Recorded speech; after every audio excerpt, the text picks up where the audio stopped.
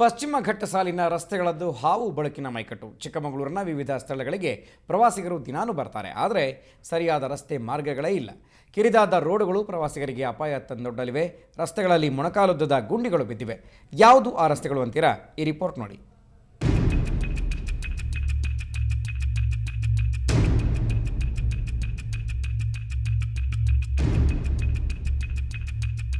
ಹೀಗೆ ಬಾಗಿ ಬಳುಕಿ ಸಾಗೋ ವಾಹನಗಳನ್ನ ನೋಡಿದ್ರೆ ಜೀವ ಕೈಗೆ ಬರುತ್ತೆ.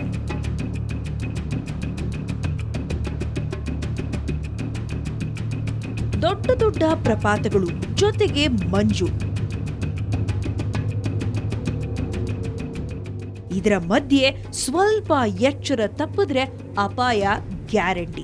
ಎಸ್, ಚಿಕ್ಕಮಗಳೂರಿನ ಮುಳ್ಳಯ್ಯನಗಿರಿ, ಸೀತಾಳಯ್ಯನಗಿರಿ, ದತ್ತಾತ್ರೇಯ ಪೀಠ ರಸ್ತೆಗಳ ಸ್ಥಿತಿ ಇದು. ಮುಳ್ಳಯ್ಯನಗಿರಿ ಮತ್ತು ಸೀತಾಳಯ್ಯನಗಿರಿಯ ರಸ್ತೆಗಳು ಅತೀ ಕಿರಿದಾಗಿವೆ. ಒಂದು ವಾಹನ ಸಂಚಾರ ದುಸ್ತರವಾಗಿದ್ದು ವಾಹನ ಚಾಲಕರು ಕೊಂಚ ಎಡುವುದ್ರೂ ಅಪಾಯವೇ. ರಸ್ತೆಯುದ್ದಕ್ಕೂ ಮೊಣಕಾಲುದ್ದದ ಗುಂಡಿಗಳಲ್ಲಿ ಪ್ರವಾಸಿಗರು ಸಾಗೋದು ಬಹಳ ಕಷ್ಟ. ಆಟೋದಲ್ಲಂತೂ ಬರೋಕ್ಕೆ ಹಿಂಸೆ. ಆ ಟರ್ನಿಂಗಲ್ಲಿ ಮಣ್ಣು ಹಾಕಿದ್ದಾರೆ. ಈಗ ಫುಲ್ಲು ಗುಂಡಿ ಅಂದರೆ ಗುಂಡಿ. ಎಷ್ಟು ಕಷ್ಟ ಆಯ್ತು ನಿಮಗೆ ಬರೋಕ್ಕೆ ತುಂಬ ಕಷ್ಟ ಇದೆ ಸರ್. ಹಿಂಸೆ ಅಂದರೆ ಹಿಂಸೆ. ಬರೋಕ್ಕಾಗಲ್ಲ. ಗುಂಡಿ ಮುಚ್ಚಲ್ಲ, ಏನೂ ಮಾಡಲ್ಲ, ರೋಡನ್ನು ಕ್ಲಿಯರ್ ಮಾಡಿಕೊಡಲ್ಲ.